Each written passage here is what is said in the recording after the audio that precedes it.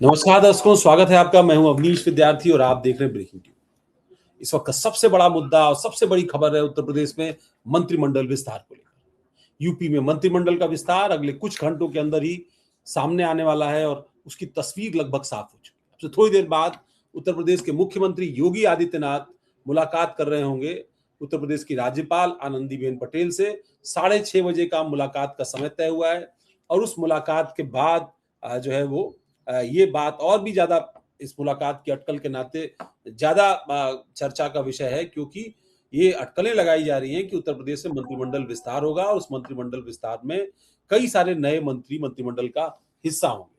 ये बात सही है कि बहुत समय से यूपी के मंत्रिमंडल में लगातार जो है वो सदस्यों की संख्या कम थी। 6 स्थान खाली थे। उन 6 स्थानों पर नए मंत्री बनने की बात जो है वो कही जा रही थी, पर अब ये भी कहा जा रहा है कि हो सकता है कि संख्या देर रात तक और भी बढ़ जाए। पर अभी जो अपुष्ट जानकारी है वो ये है कि इस पूरे मामले में कम से कम 6 मंत्री तो जो है वो सामने आ ही रहे हैं। उसके अलावा भी और मंत्री भी इसके साथ जुड़ सकते हैं। मेरे साथ देवकीनंदन मिश्र जी, सीनियर जर्नलिस्ट, इस चर्चा के लिए जुड़ रहे हैं। उनका स्वागत है। देवकी जी, स्वागत है आपका इस चर्चा में। ये जो मंत्रिमंडल विस्तार को लेकर के अटकलें तेज हो गई और ये माना जा रहा है कि अगले 24 घंटे के अंदर मंत्रिमंडल विस्तार यूपी में देखने को मिलेगा। आपने देखा कि बंगाल की जीत, असम की जीत, असम में तीसरी बार सरकार बना रही बीजेपी, यूपी में तीसरी बार सरकार बनाने की जद्दोजहद अब से शुरू हो गई है। और इस नाते अब से थोड़ी देर पहले जैसे ही योगी आदित्यनाथ लखनऊ पहुंचे हैं, ये खबर सामने आ गई कि 6:30 बजे वो राज्यपाल आनंदीबेन पटेल से मिल रहे हैं। 6 मंत्रियों के बारे में अभी कंफर्म इंफॉर्मेशन आ रही है और भी मंत्रियों के बारे में कहा जा रहा है कि मंत्रिमंडल में शामिल हो सकते हैं। कुछ कुछ काट छाट हो सकती है, उसके प्रमोशन हो सकता है और कुछ मंत्रिमंडल से बाहर भी आ सकता है। 6 जो मंत्री बन रहे हैं और उसमें मनोज पांडे, पूजा पाल, भूपेन्द्र चौधरी जो नाम पहले से तय थे, कुछ दलित चेहरों को उसमें कृष्णा पासवान और तमाम सारे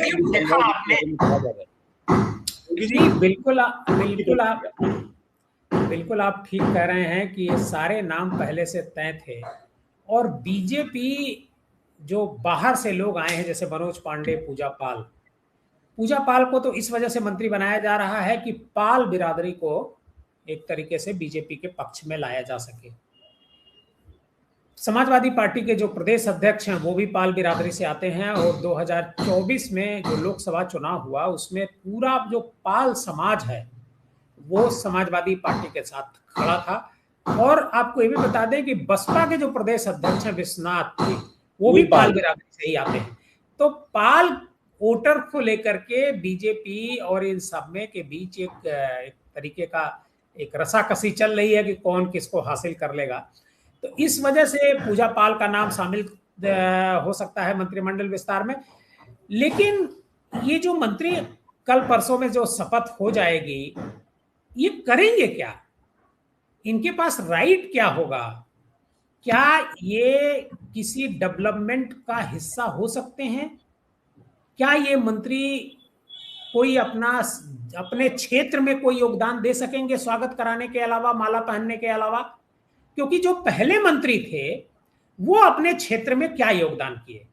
नहीं, पर 2 इशारा तो इससे बीजेपी दे पाएगी ना। मंत्रियों का 2 इशारा तो दे पाएगी ना देवकी जी, 2 इशारा तो दे ही लेगी बीजेपी इस मंत्रिमंडल विस्तार में इन चेहरों को ला करके 2 इशारे तो दे ही पाएगी। एक तो ये दे पाएगी कि भाई अगर आप दूसरी पार्टी में और वहां घुट रहे हैं और बंगाल और असम की बड़ी जीत के बाद अगर आपको लगता है कि यूपी में तीसरी बार बीजेपी सरकार बना लेगी तो अपनी संभावनाएं यहां तलाशिए, यानी बीजेपी में तलाशिए। बीजेपी इज अ प्रोडक्ट जिसकी संभावना जो है वो ज्यादा दिखती है मौजूदा परिस्थितियों में। तो आप बीजेपी को अपना ठिकाना बनाइए एक तो उनके लिए।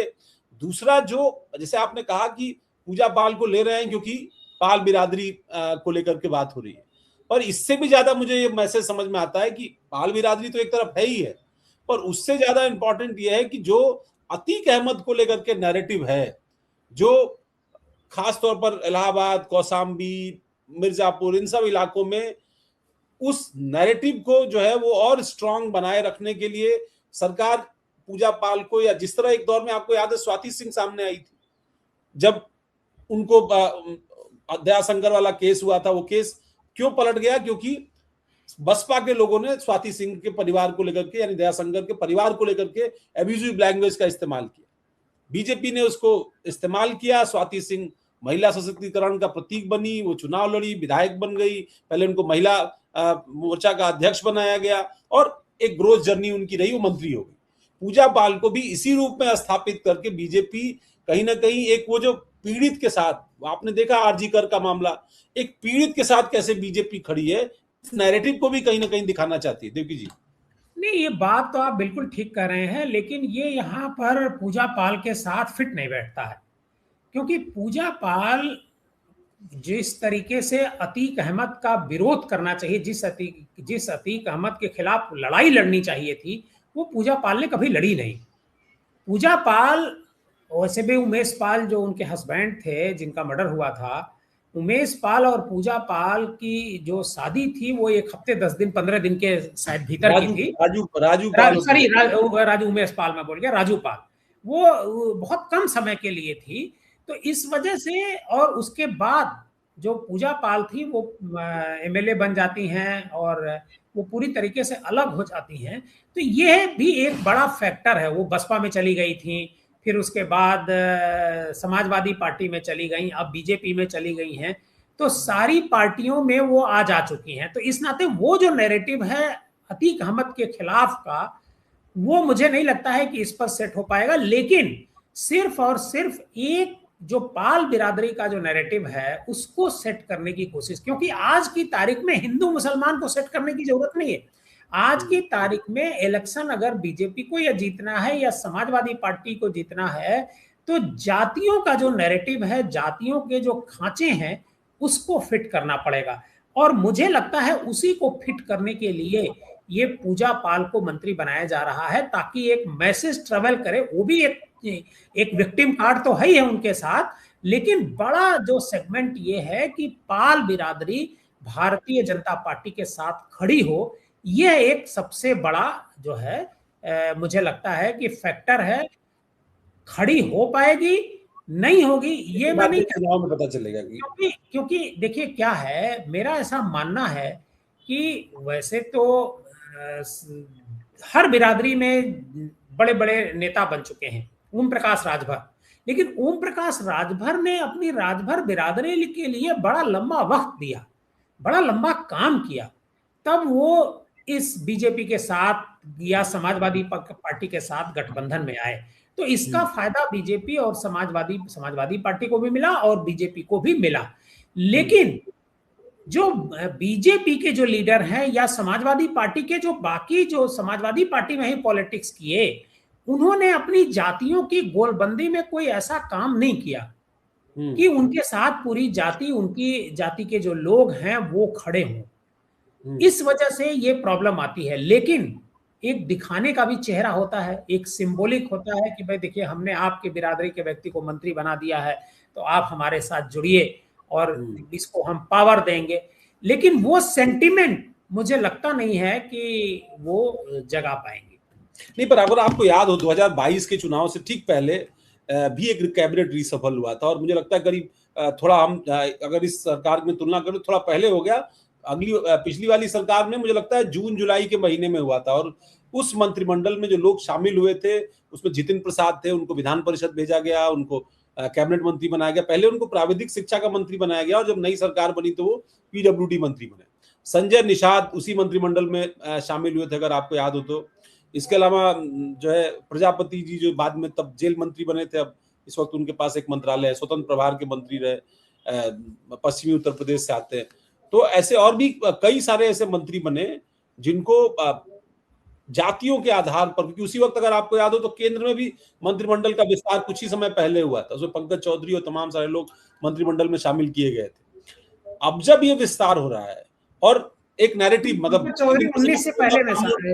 प्रसाद का मतलब ब्राह्मण नैरेटिव, संजय निषाद का मतलब निषाद समाज को लेकर के, ऐसे ही प्रजापति समाज को लेकर के, अलग अलग वर्गों को सामने ला करके बीजेपी ये एक पोस्टर क्रिएट करना चाहती थी यूपी के मतदाताओं के सामने कि हम गुड गवर्नेंस के साथ साथ ये जो कास्ट इक्वेशन है इसको भी समझ रहे हैं। और कास्ट इक्वेशन इसलिए भी इंपॉर्टेंट हो जाता है, आप भी जानते हैं कि अभी 24 के चुनाव में कास्ट के ही खेल ने गणित बिगाड़ा था।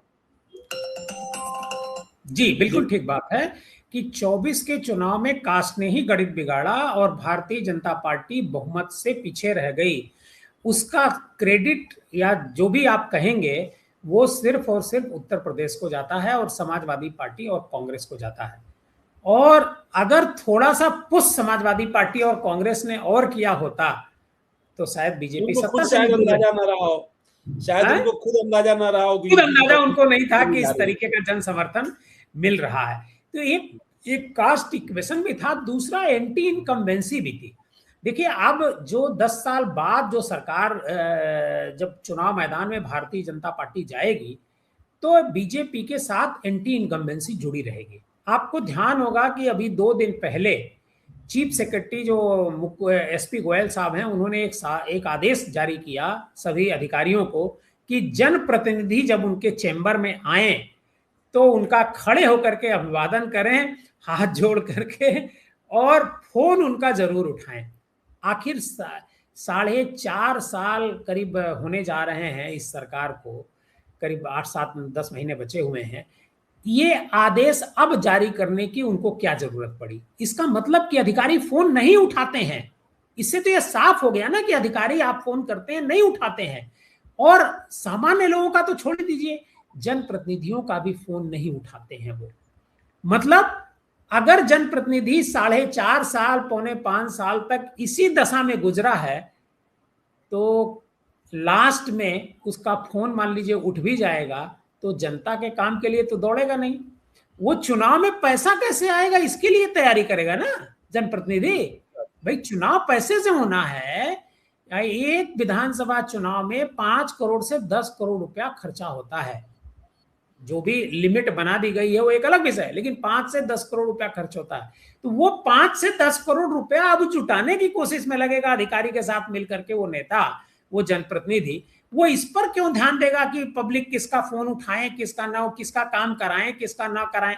मतलब एंटी इनकम्बेंसी की जानकारी बीजेपी को है, सरकार को है, सत्ता में बैठे अधिकारियों को भी है।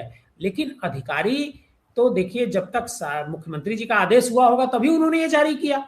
और मुझे लगता है कि मुख्यमंत्री जी को पार्टी की तरफ से ही भी कहा गया होगा कि भाई ये फोन नहीं उठाते हैं, इसका गलत मैसेज जा रहा है, तो चलो भाई निर्देश जारी हो गया।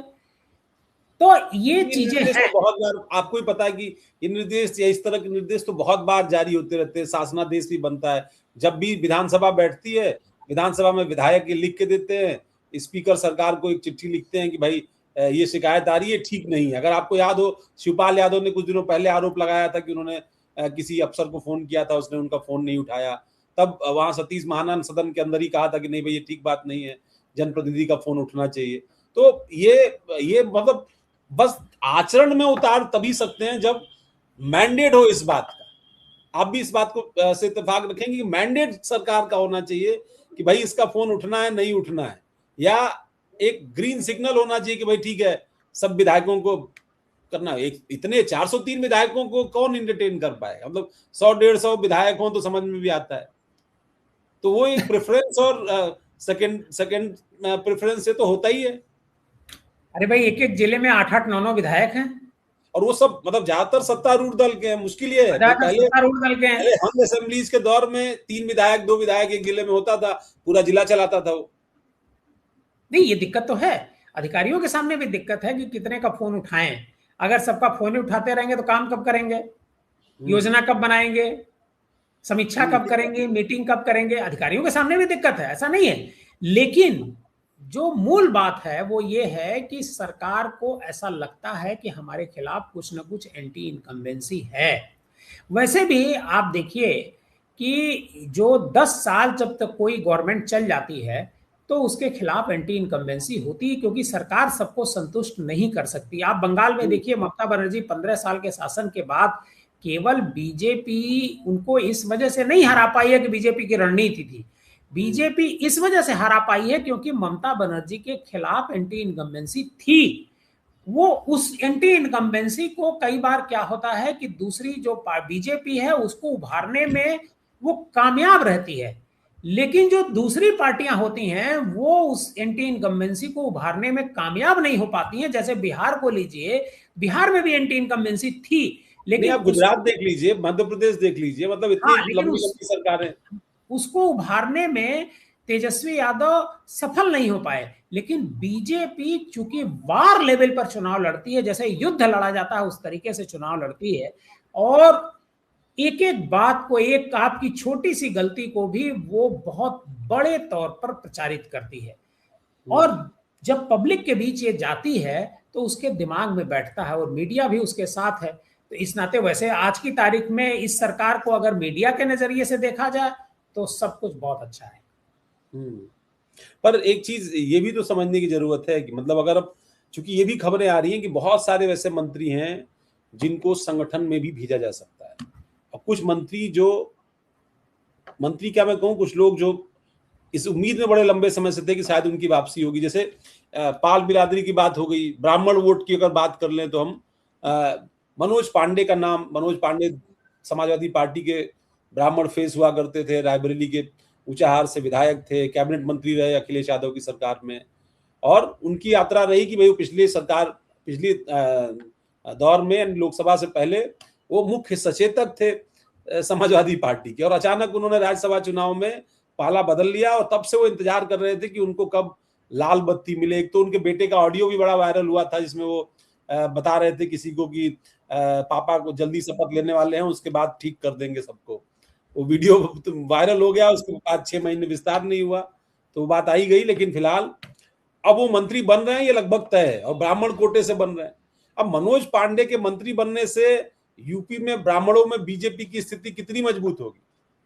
देखिए, ऐसा है, मनोज पांडे कोई ब्राह्मणों के लीडर तो है नहीं। उनकी ब्राह्मणों, मुझे लगता नहीं है कि उनको रायबरेली के बाहर कोई जानता है कि मनोज पांडे मंत्री अगर नहीं रहे होते, अखिलेश यादव ने उनको मंत्री नहीं बनाया होता अपनी सरकार में, तो शायद ही कोई जान पाता कि मनोज पांडे नाम का भी कोई एमएलए है। जैसे 403 एमएलए में 80% एमएलए का हम लोग नाम नहीं जानते हैं। और बीजेपी के पास क्या ब्राह्मण नेताओं की कमी है?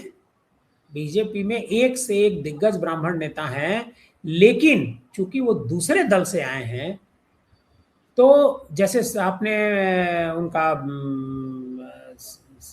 जो शाहजहानपुर वाले हैं उनका नाम लिया, नहीं, और कृष्णा पासवान, नहीं, अरे वो जो मंत्री हैं अभी केंद्र सरकार में, अच्छा ओके, जितिन प्रसाद की बात कर, जितिन प्रसाद जी का नाम आपने लिया। जितिन प्रसाद, उनके पिताजी जितेंद्र प्रसाद थे, जितेंद्र प्रसाद ब्राह्मण थे, ये कौन जान पाया?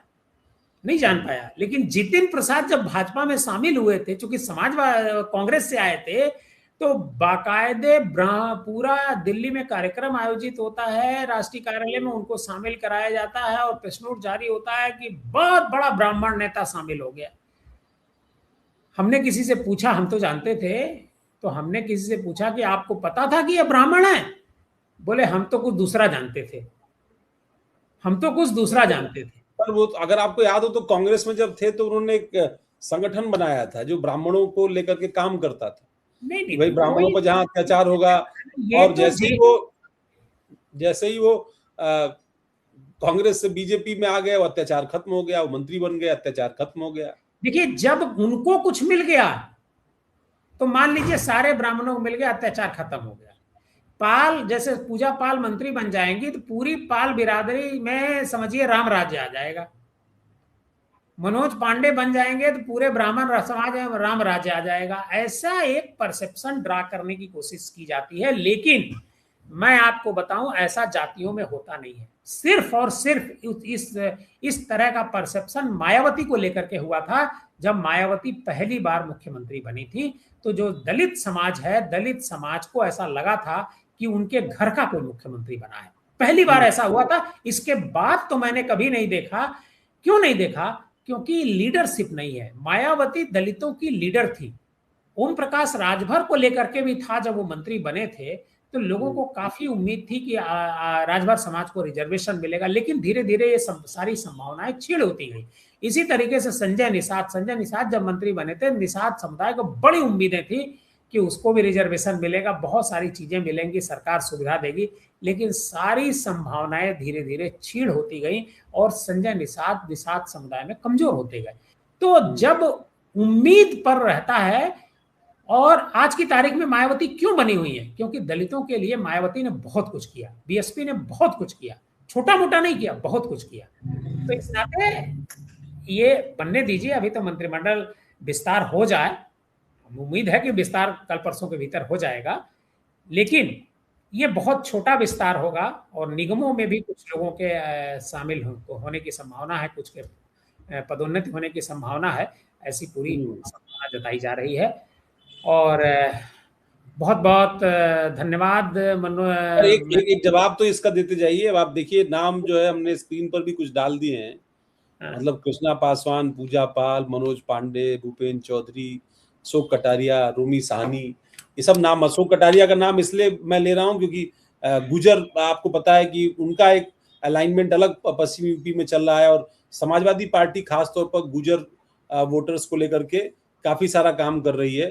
तो जरा इस पर भी अगर प्रकाश आप डालें तो थोड़ा। देखिए, अगर समाजवादी पार्टी इस पर काम कर रही है, उस पर बीजेपी मंत्री बनाएगी, तो इसका मतलब बीजेपी बैकफुट पर है। बीजेपी बैकफुट पर तो दोनों काम करती है ना सर, विपक्ष तो के कोटे का भी काम बीजेपी करती है और अपना भी करती है।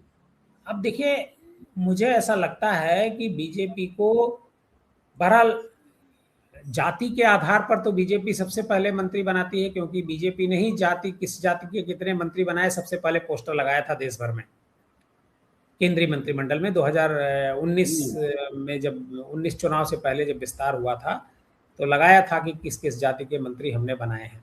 तो बीजेपी ये सब करती है, लेकिन जो नाम कृष्णा पासवान, पूजा पाल, मनोज पांडे, भूपेंद्र चौधरी तो ड्यू है। भूपेंद्र चौधरी अगर प्रदेश अध्यक्ष से हटे थे, मंत्री पद से हटे तो वो प्रदेश अध्यक्ष बने, और प्रदेश अध्यक्ष से हटे फिर मंत्री हो जाएंगे तो मंत्री होना ही चाहिए उनको, एक सम्मान उनको मिलना चाहिए क्योंकि वो प्रदेश अध्यक्ष रहे।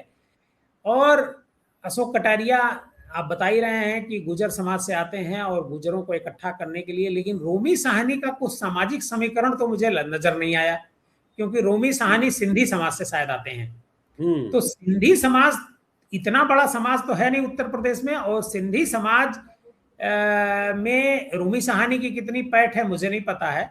और रोमी साहनी क्यों मंत्री बन रहे हैं, रोमी साहनी का नाम क्यों चल रहा है? क्योंकि सिंधी समाज तो वैसे बीजेपी का समर्थक है और इतनी उसकी संख्या नहीं है कि उसको एक मंत्री पद दिया जाए, लेकिन होगा कोई गणित, बीजेपी ने कोई गणित लगाया होगा।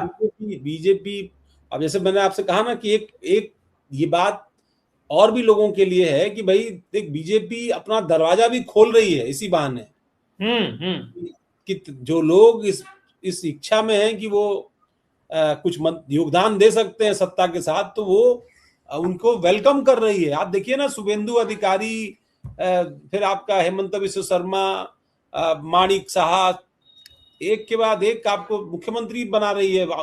सम्राट चौधरी, कितने मुख्यमंत्री हो गए जो दूसरी पार्टियों से आए। पहले तो बीजेपी में प्रदेश अध्यक्ष भी नहीं बन सकते थे, मुख्यमंत्री तो बहुत दूर की बात है। रोमी जी पहले आपको याद होगा बीएसपी से फिर बीजेपी में आए, और बीजेपी में भी उनका दूसरा टर्म है। नहीं, बिल्कुल आप ठीक कह रहे हैं, एकदम आप दुरुस्त हैं, इसमें कोई दो राय नहीं है। लेकिन हमको ये नजर रखनी पड़ेगी कि आखिर ये जो मंत्रिमंडल विस्तार हो रहा है, या सिर्फ केवल सामाजिक समीकरण को इसमें साधने की कोशिश हो रही है, या जो क्षेत्रीय संतुलन है उसको भी बनाए रखने की कोशिश हो रही है। वैसे ये सब तो कयासबाजी है कि कौन मंत्री बन रहा है। हम लोग तो पूजा पाल और मनोज पांडे और भूपेंद्र चौधरी, ये तीन नाम तो मुझे एक तरीके से पक्के ही लग रहे हैं, लेकिन बाकी के बारे में थोड़ा सा इंतजार करना होगा मुझे लगता है कल से परसों तक का, क्योंकि आज शाम को योगी आदित्यनाथ जो है मुलाकात करने वाले हैं। रामचंद्र प्रधान का भी नाम चल रहा है कि वो भी मंत्री बन सकते हैं, और वाराणसी के एक हंसराज विश्वकर्मा हैं, वो भी मंत्री बन सकते हैं। तो इस तरह का है, और बाद में उनको मोदी जी ने जो है वो एमएलसी बना दिया। हाँ। तो श्रीकांत शर्मा का भी नाम है जो पिछले मंत्रिमंडल में शामिल नहीं हो पाए थे। तो इस तरह के, वैसे तो महेंद्र सिंह का भी नाम है और राजेश्वर सिंह का भी नाम है कि भाई ये लोग भी मंत्री बनने चाहिए। लेकिन क्या बीजेपी इतने सारे मंत्री बना सकती है, बना पाएगी? और अगर इतने पड़ेगा ना, तो कई को तो हटाना भी पड़ेगा, तो कई को हटाना पड़ेगा। ये सबसे बड़ा एक बड़ा संकट है। जी, नहीं, एक बड़ा संकट है। एक सवाल ये भी है कि ये एक डिपार्टमेंट है जिसको लेकर के चर्चा है कि भाई पीडब्ल्यूडी विभाग आमतौर पर मंत्रियों के पास रहता था, वो मुख्यमंत्री के पास है जब से जितिन प्रसाद केंद्र में सांसद हो गए और फिर मंत्री हो गए 2024 के चुनाव के बाद से। तो क्या इसमें से किसी मंत्री की किस्मत खुलेगी, उसको पीडब्ल्यूडी जैसा महत्वपूर्ण मंत्रालय मिल सकता है क्या देवकी जी, या मुख्यमंत्री जी के पास ही रहे? मुझे तो नहीं लगता है, मुझे तो नहीं लगता है। नहीं, आपको नहीं लगता कि किसी को मिलेगा? आप कह रहे हैं मुख्यमंत्री जी के पास ही रहेगा। इसमें इतना बड़े कद का कोई नेता नहीं है। भूपेंद्र चौधरी को भले मिल सकता हो, लेकिन बाकी किसी को तो मुझे नहीं लगता है कि मिलेगा पीडब्ल्यूडी डिपार्टमेंट। नहीं, ये तो अभी ये नाम है सर, अगर 9-10 नए मंत्री बन रहे हैं तो बहुत सारे लोग बन सकते हैं। हाँ, बन सकते हैं, लेकिन कुछ को हटाना ही पड़ेगा। एक और भी चीज आ रही है कि ओल्ड गार्ड्स को जो है वो रेस्ट दिया जा सकता है, मतलब जो कुछ, वो एक इंटरेस्टिंग खबर होगी कि पिछली बार आपको याद होगा राजेश अग्रवाल और तमाम सारे लोग मंत्रिमंडल से हटाए गए थे, तो क्या इस बार सुरेश खन्ना, सूर्य प्रताप शाही, इस तरह के जो थोड़े ओल्ड गार्ड हैं उनके लिए भी क्या मार्गदर्शन मंडल जो है वो खुल सकता है क्या? बिल्कुल हो सकता है, बिल्कुल हो सकता है। लेकिन अगर मार्गदर्शक मंडल यहां बन रहा है तो मुझे लगता है कि मोदी जी हुई तो 75 क्रॉस कर चुके हैं, तो उनके लिए मार्गदर्शक मंडल, राजनाथ सिंह भी क्रॉस कर चुके हैं, तो उन लोगों पर भी तो लॉन्च कर ही दिया है। बाकी मुख्यमंत्रियों की एवरेज एज जो 52-53 साल बता ही रहे हैं बीजेपी में। हाँ, तो ये तो करना ही चाहिए ना, उनको सबका करना चाहिए भाई, सबके बारे में फैसला लेना चाहिए ना। देखिए, ये भी खबर आ गई कि भाई यूपी में 9 से 10 नए मंत्री जो है वो मंत्रिमंडल विस्तार का हिस्सा बन सकते हैं। तो ये भी एक विषय है जो यूपी में हो सकता है, देखने को मिल सकता है। ये महत्वपूर्ण कड़ियां जो है वो इस वक्त चल रही हैं और इसलिए ये दिलचस्प मंत्रिमंडल विस्तार हो रहा है और ये उम्मीद की जा रही है कि 6:30 बजे जब राज्यपाल से मिल रहे होंगे मुख्यमंत्री, तो संभवतः वो उनसे कहें कि भाई हमको शाम को कल या परसों सुबह जो भी, मतलब अभी तो ये कहा जा रहा है कल शाम 6-6:30 बजे की बात कही जा रही है कि ये मंत्रिमंडल विस्तार हो सकता है। अब ये यहां से तो तय है ना कि मतलब अब ये एक दिशा मिल जाएगी कि 2027 का चुनाव बीजेपी किस तरीके से लड़ने जा रही है। बिल्कुल, सूची आ गई होगी दिल्ली, चूंकि सूची तो दिल्ली से आती है किसको मंत्री बनना है, तो दोनों डिप्टी सीएम इधर कई बार दौड़ के गए थे, प्रदेश अध्यक्ष जी भी गए थे, तो सूची बन गई होगी, तो सूची तो दिल्ली से आएगी, वही सूची लेकर के मुख्यमंत्री जी गवर्नर साहब के पास चले जाएंगे। और नहीं, पर क्या इसमें ये भी हो सकता है कि डिप्टी सीएम्स के डिपार्टमेंट में भी कुछ चेंज हो सकता है क्या? ये हो सकता है, इससे तो इनकार नहीं किया सकता, क्योंकि केशव प्रसाद मौर्य जो डिप्टी सीएम है उनके विभाग थोड़े कमजोर हैं, तो क्या उनको कुछ और ताकत दी जा सकती है, कुछ हो सकता है क्या? नहीं, देखिए क्या है कि केशव मौर्य जी जो है का विभाग कमजोर नहीं है, ग्राम विकास विभाग बहुत बड़ा विभाग है, उसे कमजोर एक तरीके से बताया जा रहा है। के हिसाब से कमजोर कह रहा हूं सर, बजट के हिसाब से तय होता है ना विभाग बड़ा है, छोटा है, कमजोर है। अब देखिए पीडब्ल्यूडी तो नहीं, पीडब्ल्यूडी जैसा तो नहीं है, बिल्कुल सही कह रहे हैं आप, लेकिन हो सकता है वैसे पीडब्ल्यूडी उनको जैसा भी नहीं है सर, जल शक्ति जैसा भी नहीं है सर। हाँ, अरे जल शक्ति जैसा भी नहीं है, बिल्कुल ठीक कह रहे हैं आप। तो देखिए किसके पास जाता है, लेकिन पीडब्ल्यूडी मुझे लगता नहीं है कि किसी को मिलेगा, मुझे लगता नहीं, मुझे नहीं आपको नहीं लगता कि किसी की किस्मत खुलेगी? पीडब्ल्यूडी को लेकर के किस्मत नहीं खुलने की मुझे तो चांस नहीं नजर आ रहा है कि पीडब्ल्यूडी को लेकर के किसी का मतलब किसी की किस्मत खुलेगी। बाकी तो हो सकता है, बाकी विभागों में परिवर्तन हो सकता है, लेकिन पीडब्ल्यूडी को लेकर के किसी किस्मत मुझे नहीं लगता खुलेगी, वो मुख्यमंत्री जी के पास ही रहेगा। आज आपको लगता है कोई और एजेंडा तो नहीं होगा? मुझे लगता है कि राज्यपाल से मिल रहे हैं, और भी एजेंडा हो सकता है, और भी एजेंडा हो सकता है राज्यपाल से मुलाकात का, लेकिन हाँ, ये मंत्रिमंडल विस्तार को लेकर के कवायद चल रही है और 10 तारीख के बाद ये माना जा रहा था कि मंत्रिमंडल का विस्तार हो सकता है। बहुत बहुत धन्यवाद देवकी जी, आज की चर्चा में मेरे साथ जुड़ने के लिए। मुझे लगता है आपका वॉक का समय हो गया है, तो आपको शुभकामनाएं आपके वॉक के लिए। अब आप साथ ही नहीं दे रहे हैं। नहीं, बहुत जल्द हम लोग साथ होंगे।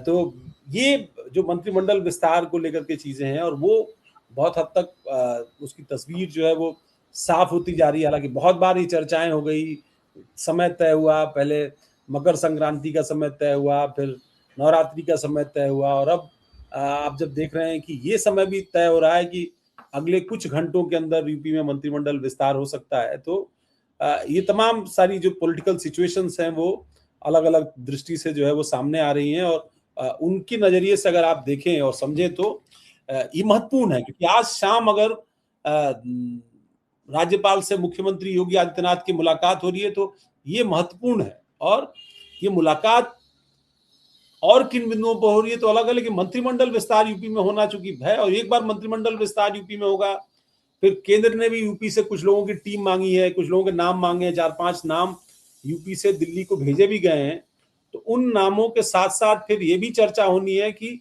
यूपी में भी जो संगठन होगा उसमें कौन कौन से किरदार होंगे।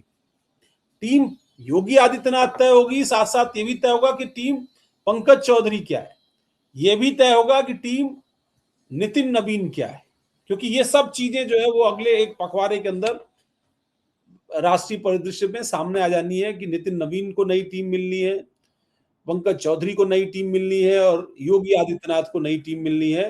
ये कई सारे ऐसे लोगों के लिए, और कई सारे नाम जो है वो कुछ युवा चेहरे जो है उनके नाम बहुत चर्चा में हैं। मैं ये समझ पा रहा हूं कि अब आप इस तरीके से समझिए कि कुर्मी समाज से भी कुछ लोगों के नाम जो है वो चर्चा में है कि वो मंत्रिमंडल का हिस्सा हो सकते हैं। कुछ कुर्मी नेता संगठन में जो है वो एडजस्ट किए जा सकते हैं। तो अलग अलग तरीके से नामों को लेकर के चर्चा है। कुछ राज्य मंत्री भी नए बनाए जा सकते हैं, और कुछ मंत्रियों की छुट्टी भी जो है वो इस मंत्रिमंडल से हो सकती है। ये लगभग स्पष्ट दिखाई दे रहा है। और कई मंत्रियों के, मैं कह रहा हूं कई मंत्री, मतलब कम से कम 3 से 4 ऐसे मंत्री होंगे जिनका विभाग भी बदला जाना तय मानिए कि आप उन मंत्रियों के, और कद्दावर मंत्री हो सकता है उनका प्रमोशन हो जाए, लेकिन उनको मंत्रिमंडल से बाहर जाना पड़े। और शेड्यूल कास्ट से भी इसी तरीके से मंत्री बनाने की तैयारी जो है वो की जा रही है। तो कुछ चेहरों को जो है पासी समाज से, कुछ चेहरों को कुर्मी समाज से, जिस तरीके से मैंने आपको बताया, इसी तरीके से पाल समाज से, ब्राह्मण समाज से जो है वो ये मंत्री अलग अलग समाज को प्रतिनिधित्व देते हुए, मतलब एक सिंबॉलिक मंत्रिमंडल होगा, एक दृष्टि देगा कि यूपी में राजनीति कैसे आगे बढ़ रही है, यूपी में दिशा दशा क्या है, और उस दृष्टि से ये मंत्रिमंडल विस्तार होगा। हमारी नजर बनी रहेगी। मुख्यमंत्री की मुलाकात के बाद फिर एक बार हम कोशिश करेंगे कि अपने दर्शकों के साथ लाइव आए। लेकिन यूपी में मंत्रिमंडल विस्तार होने जा रहा है, और अगले कुछ घंटों में ये मंत्रिमंडल विस्तार होने जा रहा है। इस खबर पर ब्रेकिंग ट्यूब की लगातार नजर बनी रहेगी। आपकी कोई राय हो तो कमेंट करके जरूर हमें बताइएगा। हमारे चैनल को लाइक करिए, सब्सक्राइब करिए, बेल आइकॉन दबाना मत भूलिए, ताकि इस तरह की प्रस्तुतियां जो है वो लगातार आपको आपके फोन पर नोटिफिकेशन के माध्यम से मिलती रहे। बहुत बहुत धन्यवाद इस चर्चा में जुड़ने के लिए। आप सभी का नमस्कार।